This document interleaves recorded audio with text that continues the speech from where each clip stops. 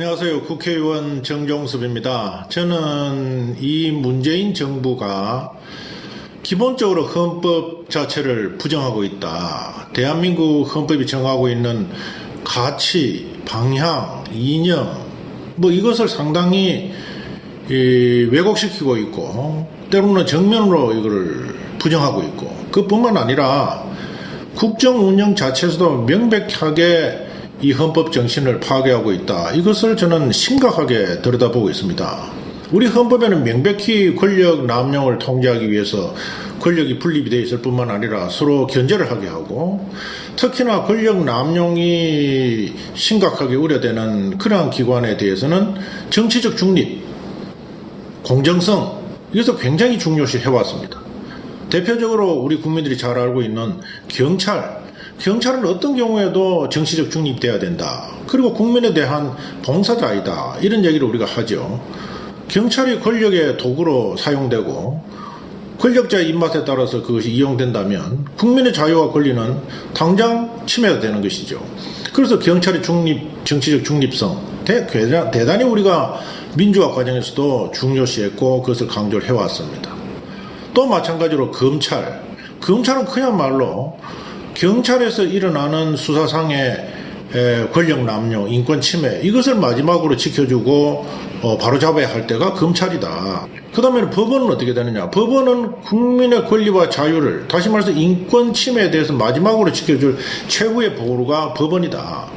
법원이 정치적으로 움직이기 시작하면 그 사회는 아예 그거는 끝이죠. 그래서 우리가 흔히 얘기를 합니다.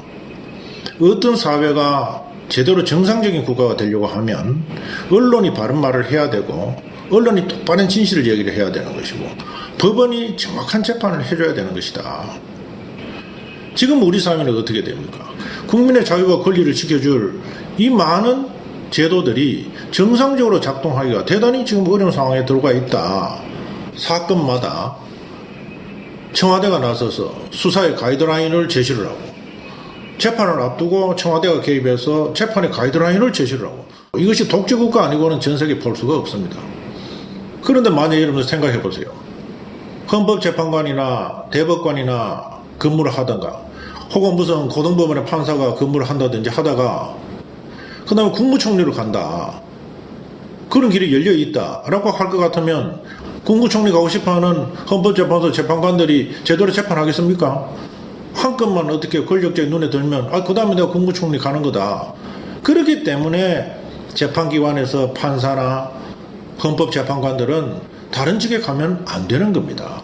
나는 재판만 하는 사람이다. 이렇게 생각을 해야 그 법원과 헌법재판소가 제대로 기능을 하는 거지.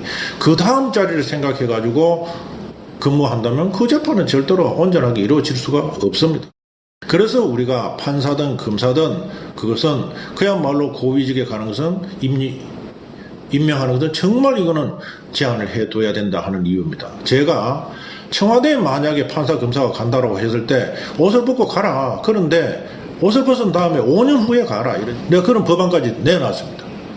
이 법안도 지금 심사 안 하잖아요.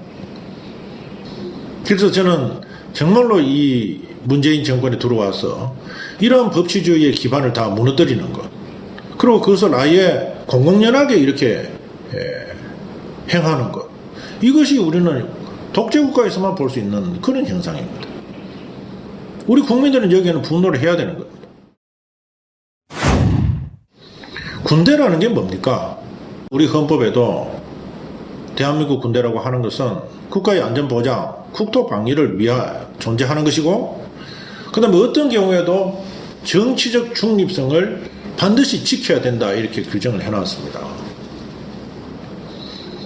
우리가 남북합의서라고 얘기하지만 이 남북합의서는 이 정권이 정치적으로 이미 정치적 색깔이 들어가 있는 거예요.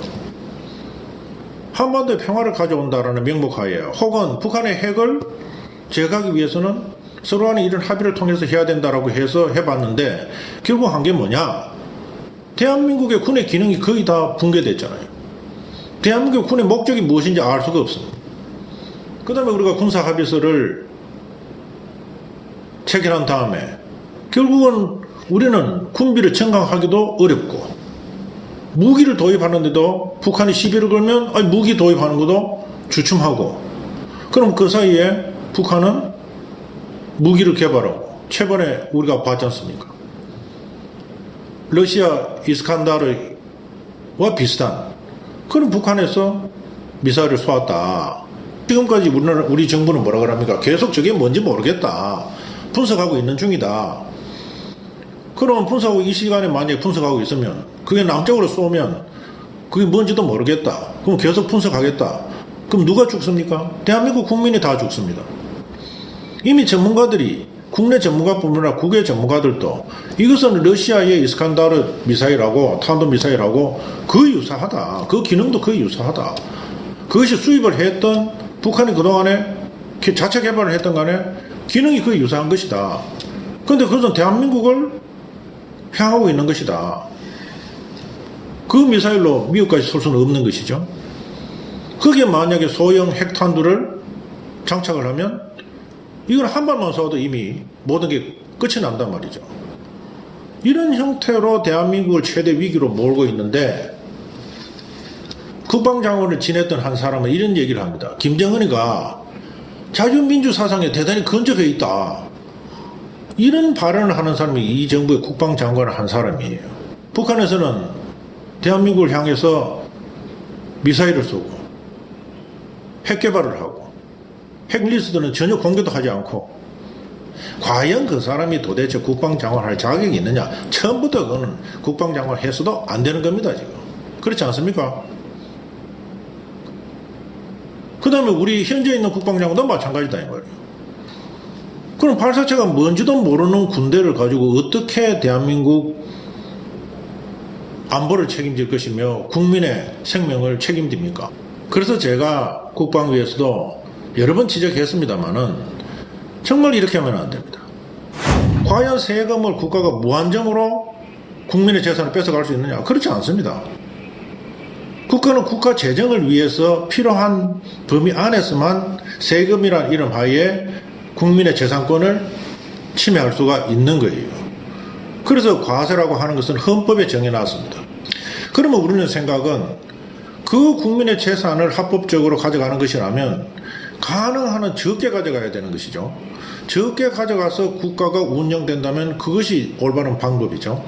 그런데 마음대로 쓰고 정치적으로 마음대로 퍼질러 주고 그 다음에 그것을 전부 국민들한테 세금이라는 이름 하에 쥐어짠다면은 이것은 헌법의 과세의 원리를 넘어서는 것이죠. 과잉 금지 원칙에 위반이 된다.